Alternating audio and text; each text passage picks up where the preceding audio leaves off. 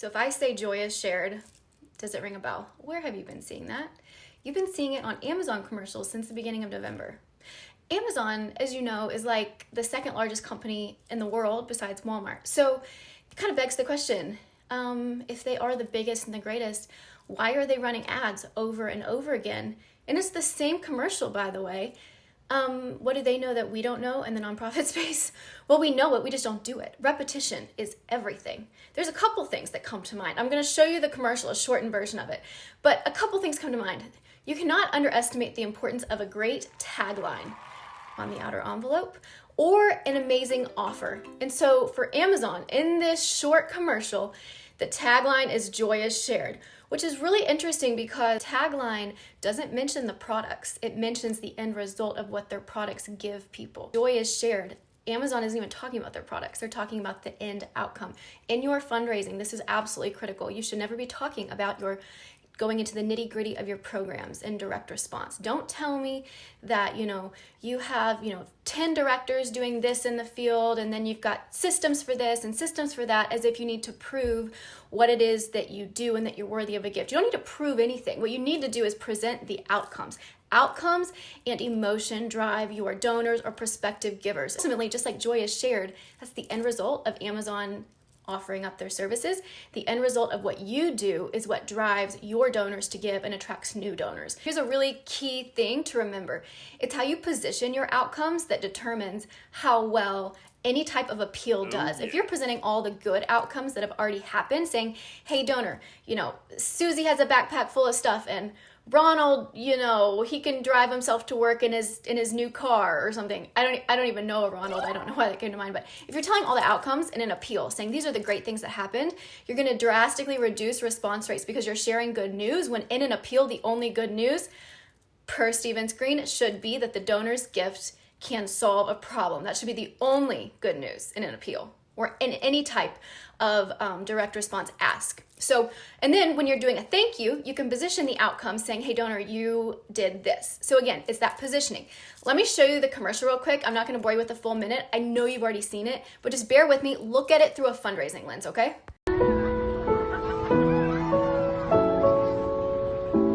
Let me hold you up right there. You recognize the music. Nostalgia, never underestimate nostalgia in your appeals. John Lepp actually talks about this in his book. This is a Beatles song. It's like in the top 500 songs ever. They're tapping into nostalgia for the people who can be buying their products. I'm gonna stop you real quick again too. Do you see how fast they got to the emotional component? Within 6 seconds or 5 seconds, you're already seeing a key emotion on all three of their faces, which is happiness. And I'm showing you a face trace emotional response that was done. People watching this, the primary emotion they were feeling in this 4 to 5 seconds is happiness. The solution is presented in one click. They pull up the phone, they buy a little seat for their bum so they don't break a hip. If you break a hip, you die within 5 years, so don't break a hip. But I saw this and I thought, I wonder like what type of professional liability insurance does Amazon have specific to this commercial? Because honestly, if you're older and you're postmenopausal, you break a hip, you're dead 5 years. I learned that from nursing. Take home message for you. Get to the emotion quickly, just like Amazon did. Get to the problem and the solution as quick as you can. Within the first 3 paragraphs of an appeal, of an ask, you should be presenting the problem. You should be presenting an ask, which would be the solution. In your ask, the ask is the solution. Donor, will you give $25 to provide a lunch for a hungry child? You're asking, providing the solution, and it's all within the first 3 paragraphs. That's critical. You only get 8 seconds when they're looking at the piece of mail. You got to get to it quick. Same thing with TV.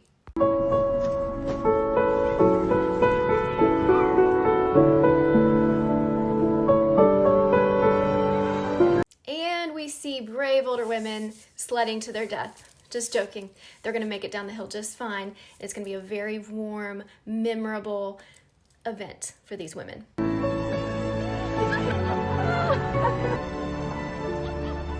And then we're wrapping up. We've got laughter, we've got friendship, and then we have the tagline, joy is shared. The brand recognition also, you'll see that in the video, around 6 seconds in, which is when the emotion began to pick up the happiness, That's when the brand recognition jacked way up. So Amazon has done incredible with a couple things. Number one, front and center. Amazon is front and center. They're running ads all season long, even though they are the biggest besides Walmart. And they're running ads consistently through the year-end season. How many times have you sent out your year-end appeal or a version of it? Probably only once. With my clients, I asked them if you could please at least send out a direct mail appeal a second time. So we've got November, beginning of December. You've got to be front and center. And on top of that, you need other channels to be reflecting appeal. You need it all, you need the entire thing branded as if you were a for-profit company, but you need the ask to kind of be the same thing all season long. Get front and center, repeat the message over and over. Your donors moving fast, you're doing them a favor, you're not annoying them. Second thing to mention is they got to emotion very quickly and the solution. What does that mean for you? Well, your donors, empathy drives giving, specifically sadness and then hope. The Agitator has a really cool article on this, that a story with sadness and no hope will not perform well in an appeal format. Makes sense because there's no solution offered. What can the donor do? It's like you saying, we've got 1 million homeless children and that's it, leaving it there. Don't do big numbers, by the way, in your direct mail. No one can conceptualize 1 million and you're basically pushing your donor away from you. It's kind of like Mr. Bean, like pushing women away on that dating show. If hope is the only emotion where you're only sharing good news, your appeal is going to flop as well because the donor's not going to know you need help. So what should you do? Your story should immediately start out with a need, sadness. Bring sadness in there. The only hope is that your donor's gift can help.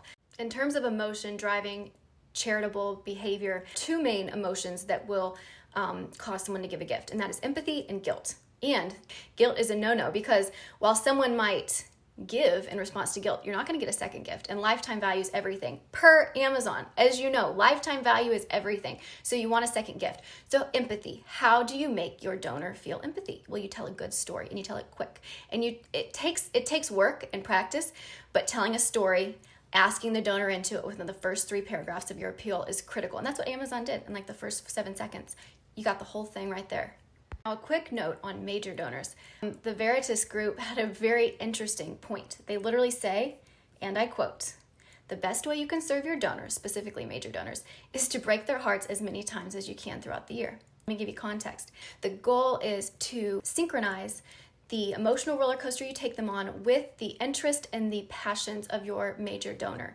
That way they know their gift is needed, they know it's made a difference, and they also feel very known by you. And so that's Amazon, they're like the king and queen. I don't know if it's a king or queen. They are the best at personalization of ads, of products, and all that. So it's really important to track your donors' behavior, their preferences. Surveys are amazing for this. And then based on survey answers, you can create new segments of donors that you want to mail to and customize the stories based on that. Now wrapping all this up, just a couple takeaways from this commercial. Stay front and center all year and season long. You're not only competing with for-profit, you're also your donor's getting a lot of mail from nonprofits, so you need to be front and center. You're doing your donor a favor, you're not bothering them. If you're bothering them, they'll tell you and you can pull them out of the mailing. No problem. 2, get to the emotion quickly in your appeal. Number 3, you want to make sure you present the solution quickly. You'll see that in that video, they had emotion quickly and they had the solution to the problem, which was 1 click. That little booty seat was going to be there right on time. So ultimately, you want to get to the solution quick. What is the solution in your appeals? Well, you present the problem quickly, at least summarize it quickly. You can build it out later in the appeal. And then the solution is the donor's gift. That's the only good news, the only solution in the appeal. Then number 4, never underestimate a good tagline. Joy is shared. It resonates with the identities, behavior, the desires of their customers. Joy is shared is something that is global. Everyone can identify with that statement, and they're talking about outcomes.